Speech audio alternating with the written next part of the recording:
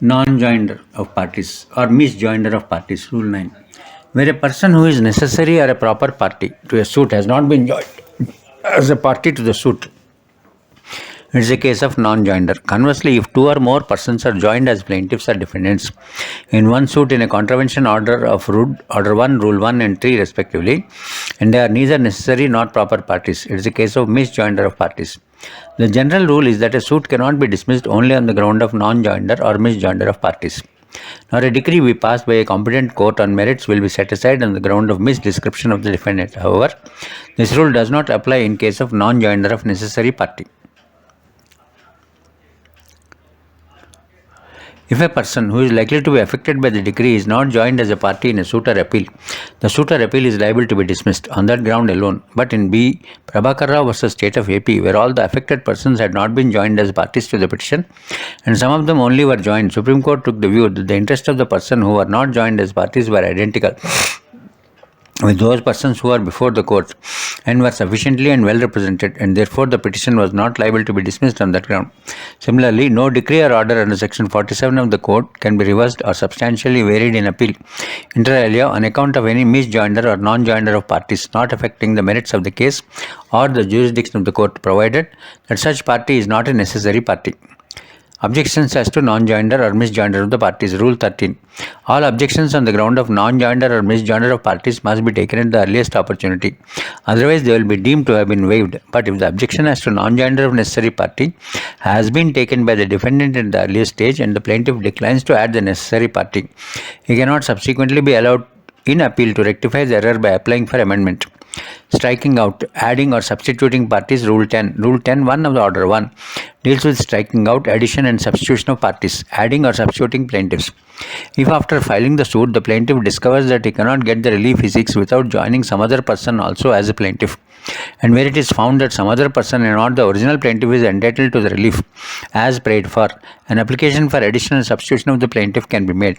The object underlying this provision is to save the honest plaintiffs believing bona fide in the maintainability of their claims being non-suited on a mere technical ground. In other words, the policy is to decide real questions in controversy between the parties, bypassing the mere technical objection for defeating a just and honest claim by discouraging puerile contest on technicalities.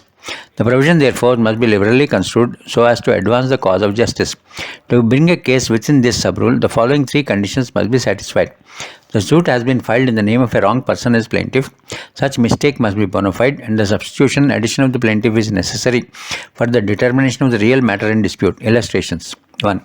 C. The agent of A, under a bona fide mistake, files a suit against B in his own name. The court can substitute the name of a principal A for the original plaintiff C. A joint Hindu family firm files a suit under a bona fide mistake in the name of the firm, although the provisions of the Order 30 related to filing of the suits by firms do not apply to such a firm. The court may allow substitution of the names of the members of the HUF firm as plaintiffs. A, claiming a title under a gift deed, files a suit for possession of a house against B under a bona fide mistake that the house was gifted to him by the said deed. When it was found that the deed did not pertain to that house, the real owner could be substituted as plaintiff in place of A. A sues B for possession of a house. B contends that since A has transferred the house to C, he has no title to sue and the suit is therefore not maintainable. A maintains his right, contending that no transfer may be made, but the contention is found to be false. Thereupon, A applies for adding C as a plaintiff, co-plaintiff. The application requires to be rejected since the mistake was not found to be bona fide. Such amendment may be allowed by the court at any stage of the suit or even at the appellate stage and upon terms and conditions as it thinks fit. No person can be added as a plaintiff without his consent. Striking out or adding parties. Sub-Rule 2 of Rule 10 empowers the court to add any person as a party to the suit on either of the two grounds. Such person ought to have been joined as a plaintiff for a defendant and is not so joined, and without his presence the question involved in the suit cannot be completely decided. The purpose of this provision is to bring before the court at the same time all the persons interested in the dispute so that the dispute may be finally determined at the same time in the presence of all the parties without delay, inconvenience and expense of several actions and trials and inconclusive adjudications. This provision thus confers wide discretion on the court to meet with every case of defect of parties and is not affected by the inaction of the plaintiff to bring necessary parties on record. Addition of parties is, however, a judicial discretion which is required to be exercised judiciously. Next, power and duty of the court. The provisions of Rule 10 Clause 2 of the Order 1 confer very wide powers on the court regarding joining of parties. Such powers have to be exercised on a sound judicial principles, keeping in mind all the facts and circumstances of the case. Two considerations especially will have to be kept in mind before exercising powers, namely, the plaintiff is a dominus litius, and he is the best judge of his interest. It is therefore for him to choose his opponent from whom he claims relief. Normally, the court should not compel him to fight against a person whom he does not want to fight and from whom he claims to know relief. And the court is satisfied that the presence of a particular person is necessary to effectively and completely adjudicate all the disputes between the parties, irrespective of the wishes of the plaintiff. The court may exercise the power and join a person as a party to the suit. The power may be exercised by the court at any stage of the proceedings, either upon an application of the parties or even suo motu of its own motion, and on such terms and conditions as may appear to the court to be just. In Anil Kumar versus Shivnath, considering the provisions of Order 1, Rule 10, Clause 2, Supreme Court observed that though the court may have power to strike out the name of a party improperly joined or add a party either on application or without application of either party, but the condition precedent is that court must be satisfied that the presence of such party to be added would be necessary in order to enable the court to effectively and completely adjudicate upon and settle all questions involved in the suit. Object of the rule is to bring on record all the persons who are parties to a dispute relating to the subject matter, so that the dispute may be determined in their presence at the same time without any protraction, inconvenience, and to avoid multiplicity of proceedings. Thus, if a special statute makes a person necessary party to the proceeding and also provides that non-joinder thereof will result in dismissal of the petition, the court cannot use the curative powers of Order 1, Rule 10 so as to avoid consequences of non-joinder of such party. Test. The test is not whether the plaintiff agrees or objects to the addition of the party to the suit, but whether presence of such party is required for full and complete adjudication of the dispute. Principles. Suffice it to say that in the leading case of Razia Begum versus Shahzadi Anwar Begum, Supreme Court has laid down the following principles regarding the power of the court to add parties under Rule 10, Clause 2 of the Code. That the question of addition of parties under Rule 10 of the Order 1 of Code of Civil Procedure is generally not one of initial jurisdiction of the court, but of a judicial discretion, which has to be exercised in view of all the facts and circumstances of a particular case. But in some cases, it may raise controversies as to the power of the court, in contradistinction to its inherent jurisdiction, or in other words, of the jurisdiction in the limited sense in which it is used, Section 115 of the Code. That in a suit relating to property, in order that a person may add as a party, he should have direct interest as distinguished from a commercial interest in the subject matter of litigation. Where the subject matter of litigation is a declaration as regards the status of a legal character, the rule of present or direct interest may be relaxed in a suitable case where the court is of the opinion that by adding that party it would be in a better position to effectually and completely adjudicate upon the controversy, and the cases contemplated in the last proposition have to be determined in accordance with the statutory provisions of Section 42 and 43 of the Special Relief Act. In Razia Begum versus Anwar Begum, A sought declaration that she was the legally wedded wife of B. Once C claimed to be another married wife of B and sought to be added as a party defendant. Prayer was granted since the declaration sought for concerned the status of marriage and legitimacy of children and would affect the parties for generations to come. Thus, the test is not whether the plaintiff agrees to adding the party as a defendant or not, but whether the relief claimed by the plaintiff will directly affect the intervener in the enjoyment of his rights. The court must in every case record reasons in support of its order impleading or refusing to implead a party. But the party cannot be added so as to introduce a new cause of action or alter the nature of the suit. The power can be exercised by the court at the stage of trial, and that too without prejudice to the said party's plea of limitation. Rule 10A enables the court to its discretion to request any pleader to address as to any interest likely to be affected by its decision, if such party is not represented by a pleader. A reference may be made to a decision of the Supreme Court in Ramesh Hirachand versus Municipal Corporation of Greater Bombay. In that case, the plaintiff was a dealer on the land held by Hindustan Petroleum Corporation, lessee, and was in possession of a service station. Municipal Corporation issued notice to the plaintiff for demolition of a certain construction, alleging that it was unauthorized. Plaintiff filed a suit for permanent injunction against Municipal Corporation. Hindustan Petroleum applied for being impleaded as a party defendant on the ground that it had material to show that the structure was unauthorized. Prayer was granted by the courts below. Plaintiff approached the Supreme Court, allowing the appeal and setting aside the order. Supreme Court held Hindustan Petroleum Corporation was neither necessary nor a proper party to the proceedings. Person to be joined must be one whose presence is necessary as a party. The test is not whether his presence is necessary for the correct solution of the dispute before the court, but whether the order would affect him or his interest would be prejudiced. In the instant case, question before the court was whether an unauthorized structure was made by the plaintiff contrary to Bombay Provincial Municipal Corporation Act, and not whether such construction was contrary to the agreement between plaintiff and the HPCL.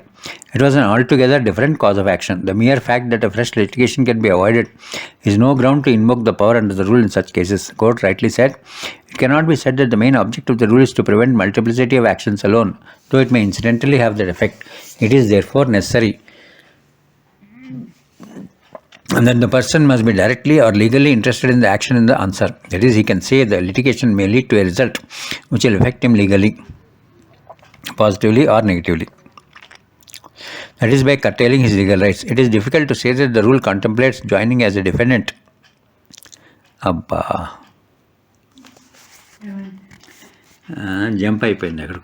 court rightly said, it cannot be said that the main object of the rule is to prevent multiplicity of actions, though it may incidentally have that effect.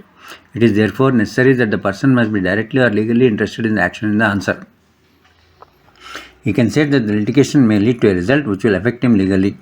That is by curtailing his legal rights. It is difficult to say that the rule contemplates joining as a defendant a person whose only object is to prosecute his own cause of action, independent of the present case's cause of action. The court is also authorized to strike out any party improperly joined either as a plaintiff or as a defendant in a suit. Next, effect.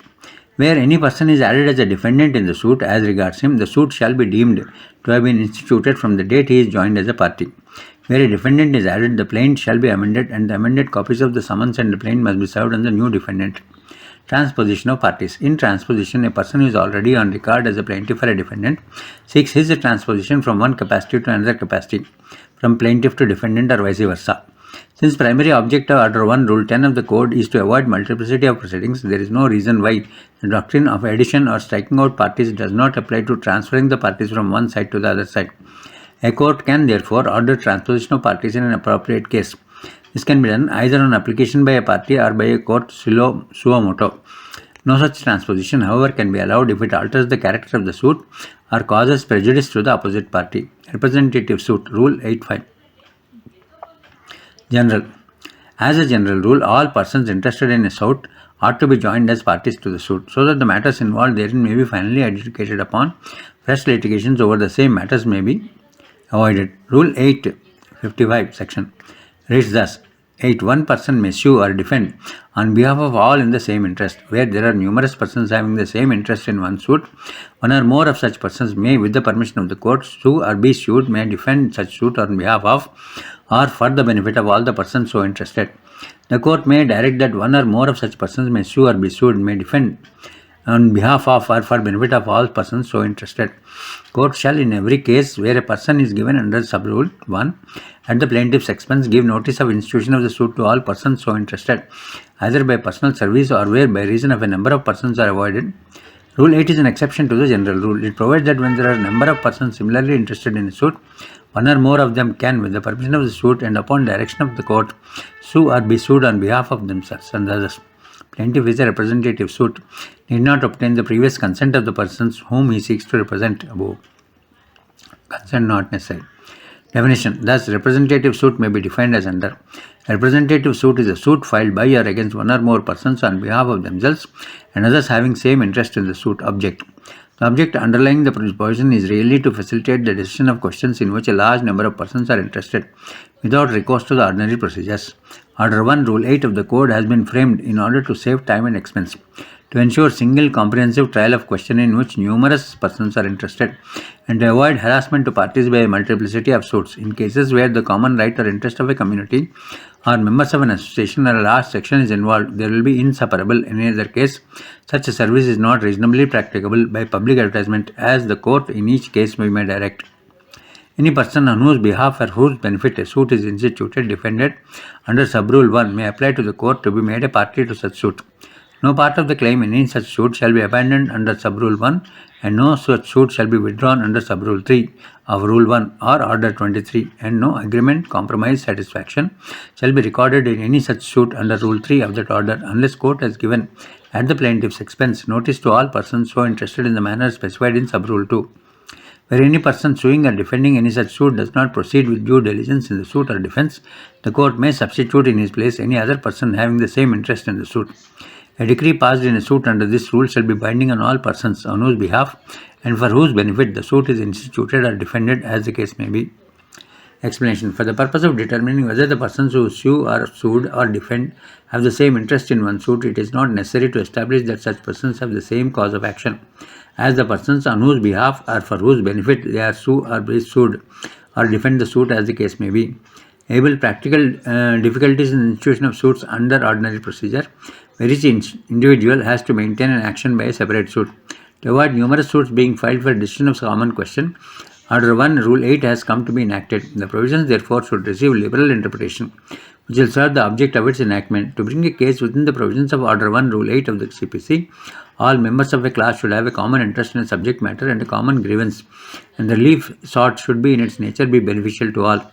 Order 1, Rule 8 of the CPC is an enabling provision and does not compel anyone to represent many if by himself he has a right to sue.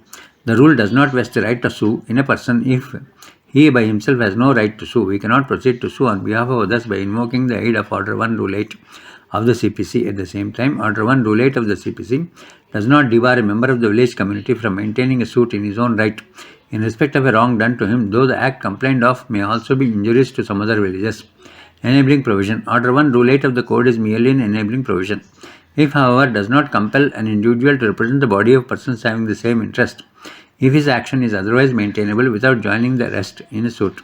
In other words, it does not debar a member of a community from maintaining a suit in his own right in respect of a wrong done to him. Conditions. For the rule to apply, the following conditions must exist. The parties must be numerous. They must have the same interest in the suit. The permission must have been granted or direction must have been given by the court, and notice must have been issued to the parties whom it is proposed to represent in the suit. Numerous persons. The first requirement for the application of Rule 8 is that numerous persons must be interested in the suit.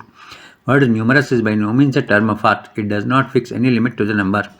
It is not synonymous with the word numberless and innumerable. It has an ordinary meaning implying a group of persons. Therefore, the question whether the parties can be said to be numerous must be decided by the court upon the facts of each case, taking into account the nature of controversy, the subject matter in dispute, and so on. It is, however, not necessary that the number of persons should be capable of ascertainment, but it is necessary that the body of persons represented by the plaintiffs or defendants must be sufficiently definite so as to enable the court to recognize as participants in the suit. Thus, the representative suit on behalf of inhabitants of a village with reference to village property or on behalf of members of a sect, caste, or community is maintainable under this rule. Same interest. Second requirement for the maintainability of the representative suit is that the persons on whose behalf the suit is instituted must have the same interest. The interest must be common to all, or they must have a common grievance which they seek to get redressed. Community of interest is therefore essential. It is a condition precedent of bringing a representative suit. The interest need not be a proprietary one, nor need it be joint or concurrent. As explained in Lord Macnaghten in Duke of Bedford versus Ellis, give a common interest and common grievance. A representative suit was in order if the relief sought was in its nature beneficial to all whom the plaintiff proposed to represent. Thus, where a person dies leaving numerous creditors, any one of them may sue on behalf of himself and other creditors, or any one taxpayer may file a suit against the municipality on behalf of himself and of other taxpayers to restrain the municipality from misapplying its funds. Explanation added by the Amendment 76 clarifies that such person need not have the same cause of action. Again, it is not necessary that the interest must arise from the same transaction. Even if the persons who are represented in a representative suit have separate causes of action or there are separate transactions, a suit under Order 1, Rule 8 can be filed if all of them have the same interest. Explanation to Rule 8 of Order 1 is inserted in CPC Amendment 76 makes it clear that persons need not have the same cause of action. In the statement of object and reasons it was stated, Rule 8 of Order 1 deals with the representative suits. Under this, there are numerous persons having the same interest in one suit. One or more of them may, with the permission of the court, be sued or sued on behalf of them. The rule has created a doubt as to whether the party representing others should have the same cause of action as the persons represented by him. The rule is being substituted by a new rule, and an explanation is being added to clarify that such persons need not have the same cause of action. In Tamil Nadu Housing Board versus T.N. Ganapathy, residential buildings were allotted by Housing Board. The applicants who belonged to the low-income group. After settlement of price, excess demand was made by the board. Allottees challenged the demand by filing a suit in representative capacity. It was contended that such a suit in representative capacity was not maintainable as separate demand notices were issued against each of the allottees, giving rise to a separate cause of action. Negativing the contention, Supreme Court held that all of them had the same interest and therefore the suit was maintainable. Permission by court. The third requirement for the application of the rule is that permission must have been granted or direction must have been given by the court. If this essential condition is not fulfilled, the suit does not become a representative one. Court has discretion to grant permission to a person to sue in representative capacity. It cannot, however, ipso facto grant such permission merely on the basis of averments made in the plaint. In deciding whether such a leave is to be granted, the principal consideration that should weigh in the court is whether it is satisfied that there is sufficient community of interest as between plaintiffs or the defendants, as the case may be, to justify the adoption of the procedure laid down in Rule 8. The proper course is to obtain permission before the suit is filed, but it may be granted after filing of the suit or even at the appellate stage by allowing amendment of the plaint. Where a plaintiff intends to sue on behalf of others, it is the plaintiff who should apply for leave. Whether numerous defendants have the same interest or sued, it is sought to be defended by one of them on behalf of others. Such application should be made by the defendant. Such permission may be express or implied and may be gathered from the proceedings of the court in which the suit is filed. Under Subrule 1b, where there are numerous persons having the same interest in the suit, the court may direct that one or more such persons may sue or be sued or may defend the suit on behalf of or for the benefit of all the persons so interested. Notice. As stated above, where a person sue or is sued or defends on suit in behalf of others and others can decree that may be passed in the suit is binding upon them all. Unless such decree has been obtained by fraud or collusion, it is therefore absolutely necessary that notice of the suit should be given to all the parties who would be bound by the decree, for otherwise a person might prejudicially affected by such decree even though he was not on record and not aware of the suit.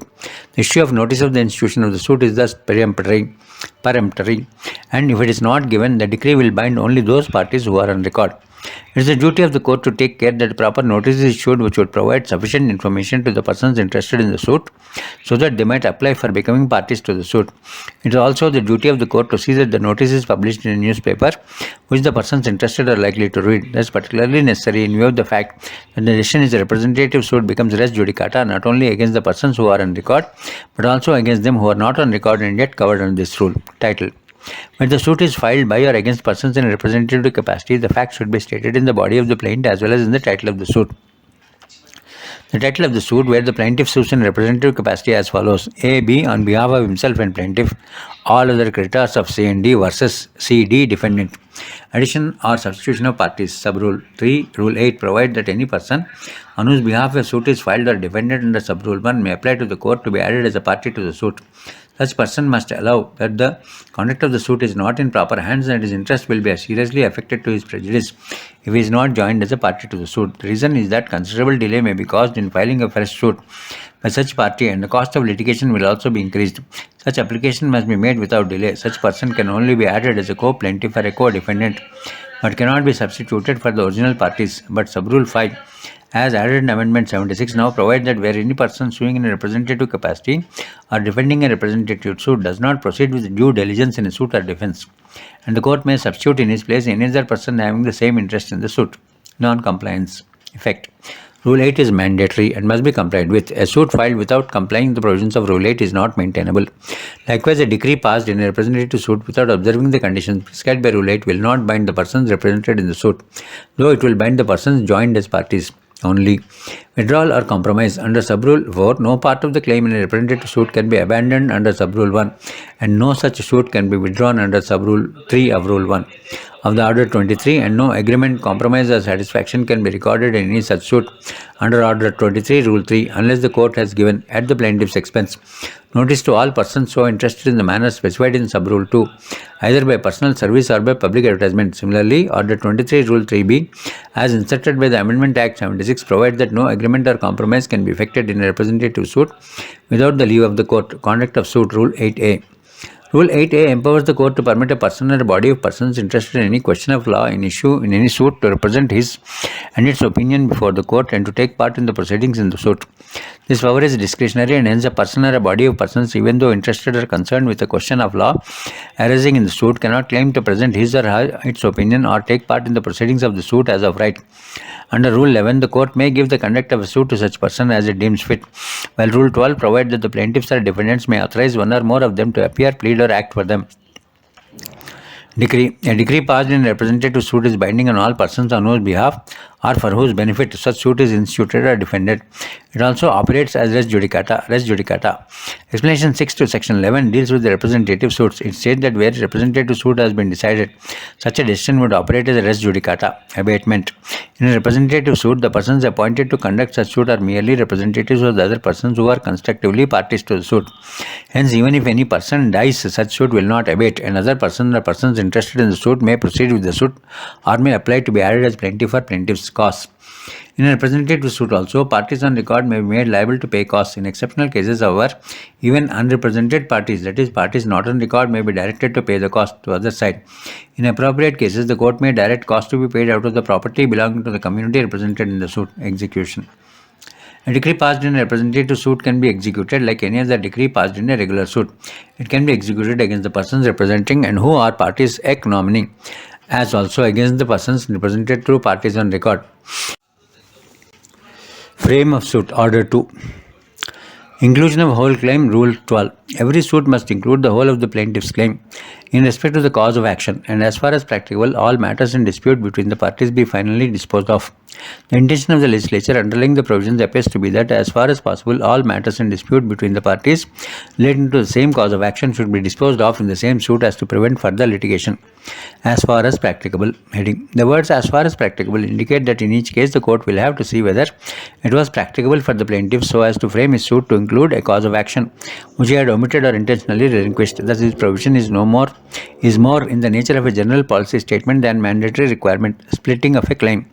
Order 2. Rule 2 lays down that every suit must include the whole of the claim to which the plaintiff is entitled in respect of the cause of action, and where the plaintiff omits to sue for intentionally and relinquishes any portion of his claim, he shall not afterwards be allowed to sue in respect of the portion so omitted or relinquished. Order 2. Rule 2 reads as under. 2.1. Every suit shall include the whole of the claim which the plaintiff is entitled to in respect of the cause of action, but the plaintiff may relinquish any portion of his claim in order to bring the suit within the jurisdiction of any court. Where a plaintiff omits to sue in respect of relinquishes any portion of his claim, he shall not afterwards sue in respect of the portion so omitted or relinquished. A person entitled to more than one relief in respect of the same cause of action may sue for all or any such reliefs, but if he omits, except with the leave of the court, to sue for all such reliefs, he shall not afterwards sue for any such relief so omitted. Object.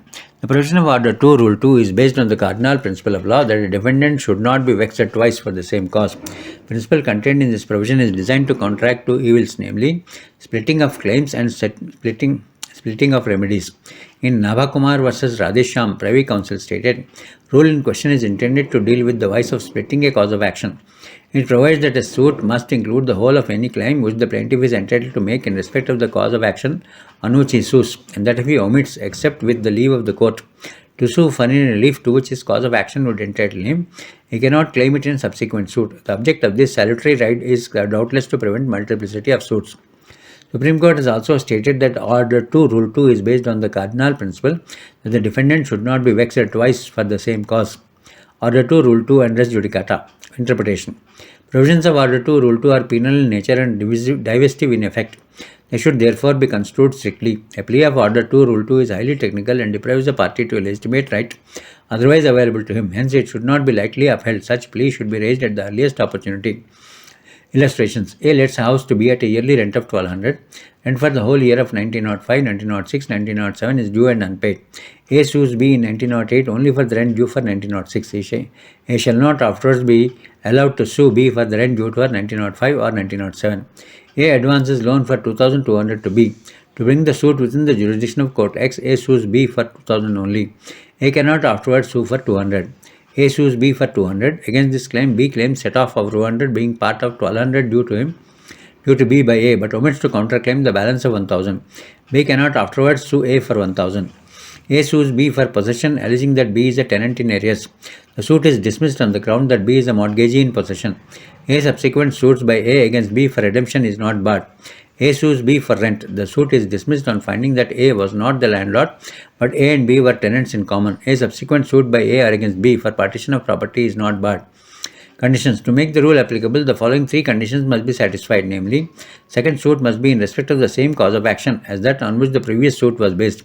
In respect of that cause of action, plaintiff was entitled to more than one relief, and being thus entitled to more than one relief, the plaintiff, without leave of the court, omitted to sue for the relief for which the second suit has been filed. In other words, before the bar of the Order 2, Rule 2 is invoked, the following three questions should be asked.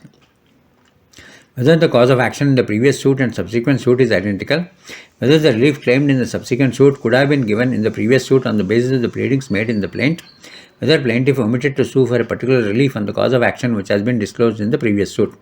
Same cause of action. In order to apply the provisions of the Order 2, Rule 2 to bar the second suit, it must be proved that the second suit must have based on the same cause of action on which the previous suit was based.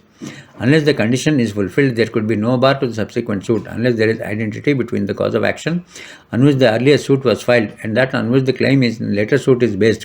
There would be no scope for the application of the bar of Order 2, Rule 2. Cause of action should not merely be similar, but it must be the same. As Mullah states, this rule does not require that when several causes of action arise from one transaction, plaintiff should sue for all of them in one suit. What the rule lays down is that there is one entire cause of action. Plaintiff cannot split the cause of action into parts so as to bring separate suits in respect of those parts. When the subsequent suit is based on a cause of action different from that in the first suit, the subsequent suit is not barred. The rough test, although not a conclusive one as to whether the cause of action in subsequent suit is the same as that in the former suit, is to see whether the same evidence will sustain both the suits. What the rule requires is the unity of all claims based on the same cause of action in one suit. It does not contemplate unity of distinct and separate causes of action. If the subsequent suit is based on a different cause of action, the rule will not operate. The rule is directed to secure the exhaustion of relief in respect of a cause of action and not to the inclusion in one and the same action of different causes of action, even though they arise from the same transaction. One of the tests is whether the claim in the subsequent suit is in fact founded upon a cause of action distinct from which the foundation of the former suit. If the answer is in the affirmative, the bar does not apply. Thus, where the rent of several years is in arrears and the plaintiff claims the rent of only 1 year, he cannot subsequently sue for the rent of other years. Similarly, a suit for specific performance of the contract bars a subsequent suit for damages for failure to perform the said contract. But the dismissal of a suit for specific performance of a contract to transfer land is no bar to a suit for the return of the consideration money.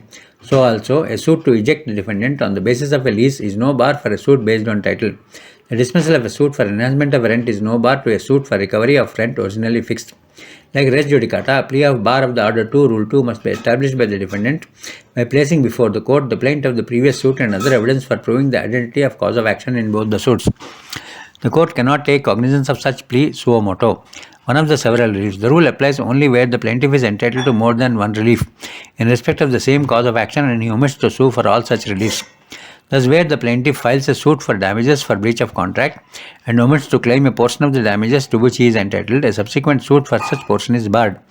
Similarly, a suit by a co-partner challenging the mortgage of a certain co-partnership properties is barred to a subsequent suit in respect of other properties included in the same mortgage transaction. Such a relinquishment of claim need not be expressed. It may be implied in the conduct of the plaintiff.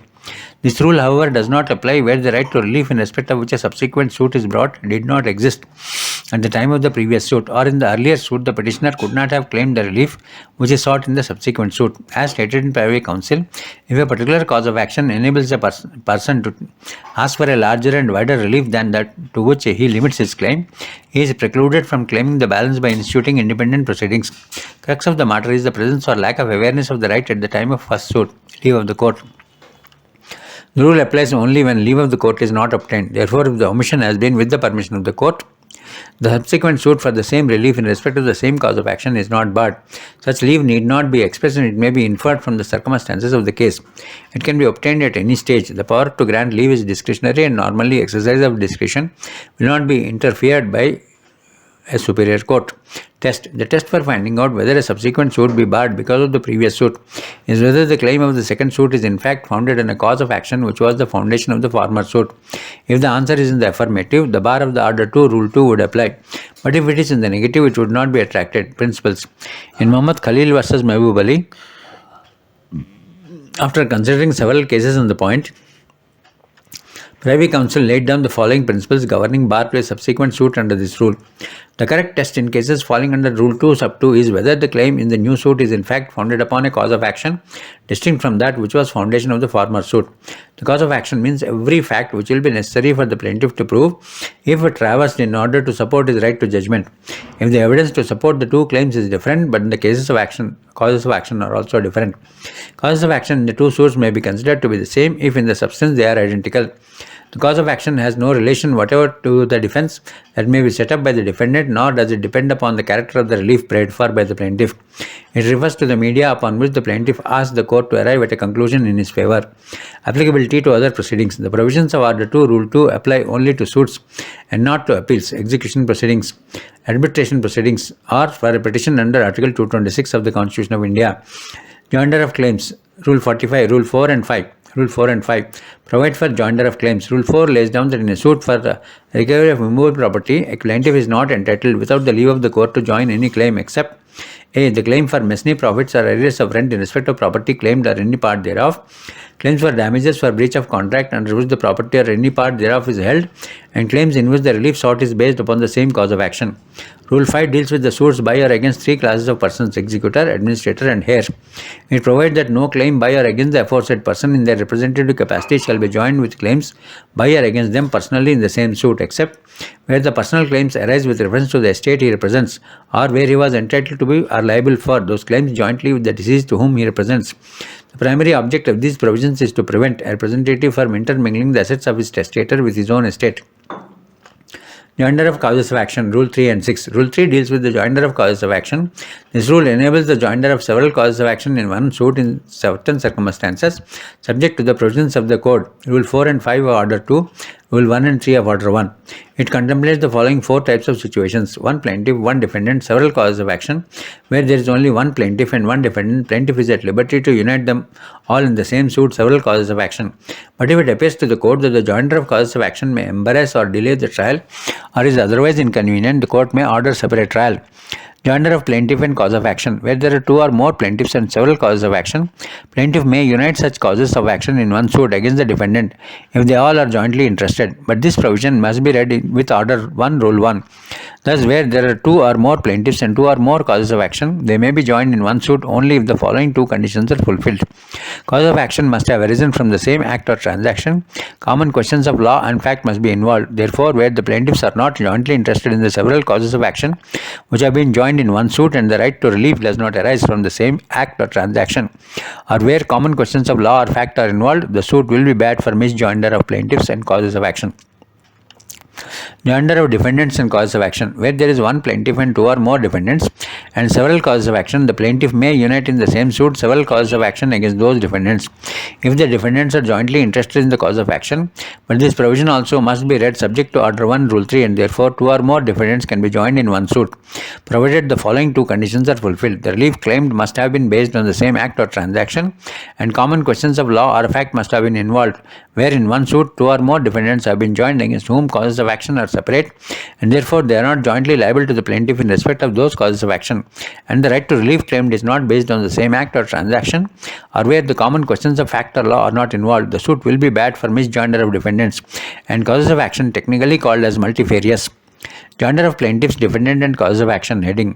Where there are two or more plaintiffs, two or more defendants, and several causes of action, the plaintiffs may unite the cause of action against the defendants in the same suit only when all the plaintiffs are jointly interested in the cause of action and the defendants are also jointly interested in the causes of action. If the plaintiffs are not jointly interested in the causes of action, the suit will be bad for misjoinder. Rule 6.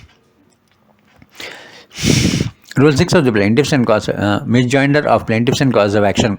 On the other hand, if the defendants are not jointly interested in the cause of action, suit will be bad for multifariousness, and if neither plaintiffs nor defendants are jointly interested in the cause of action, the suit will be bad for double misjoinder. That is, misjoinder of plaintiffs and cause of action and misjoinder of defendants and cause of action. Objections as to misjoinder of cause of action. Rule 7. All objections on the ground of misjoinder of cause of action must be taken at the earliest opportunity, otherwise they will be deemed to have been waived. Similarly, no decree or order under Section 47 of the Code can be reversed or substantially varied in appeal inter alia on account of any misjoinder or non-joinder of cause of action not affecting the merits of the case or jurisdiction of the court. Institution of suit order. Institution of suit order 4. General. Section 26 and Order 4 provide for institution of suits. Order 1 deals with the parties to a suit. It also contains provisions for addition, deletion, substitution of parties, joinder, non-joinder, misjoinder of parties, objection as to non-joinder, misjoinder. Order 2 lays down rules relating to frame of suit, splitting and joinder of claims, joinder of causes of action, and objections as to misjoinder. Plaint, meaning. The expression plaint has not been defined in the code, but it means a private memorial tendered to a court in which a person sets forth his cause of action, the exhibition of an action in writing. Presentation of a plaint, Section 26R. Order 4, R1, Rule 1. Every suit must be instituted by the presentation of a plaint in duplicate or in such other manner as may be prescribed by the code, by the plaintiff himself or by his advocate or by his recognized agent or by any person duly authorized by him. Therefore, generally, a proceeding which does not commence with a plaint is not a suit.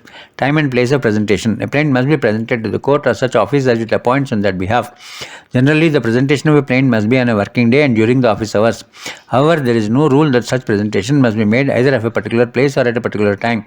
A judge, therefore, may accept a plaint at his residence or at any other place even after office hours, though he is not bound to accept it. But if it is not too inconvenient, judge must accept the plaint if it is the last day of limitation. Thereafter, particulars of a suit will be entered by the court in a book kept for the purpose called the Register of Civil Suits. After the presentation, plaint will be scrutinized by the stamp reporter. If there are defect, plaintiff or advocate will remove them. Thereafter, the suit will be numbered. Particulars in plaint. Every plaint must contain necessary particulars. Register of Suits. Particulars of a suit will be entered in a Register of Civil Suits. Suit by indigent person. Order 33 of the Code deals with the suit by indigent persons or paupers. Suit against minor. A suit against a minor can be said to have been instituted where a plaint is presented, not when a guardian ad litem is appointed. Suit against dead person. According to one view, a suit against a person who is dead at the time of institution thereof is a non-est and of no legal effect. According to other view, however, such a suit is not void ab initio and can be continued against legal representatives of the deceased defendant if they have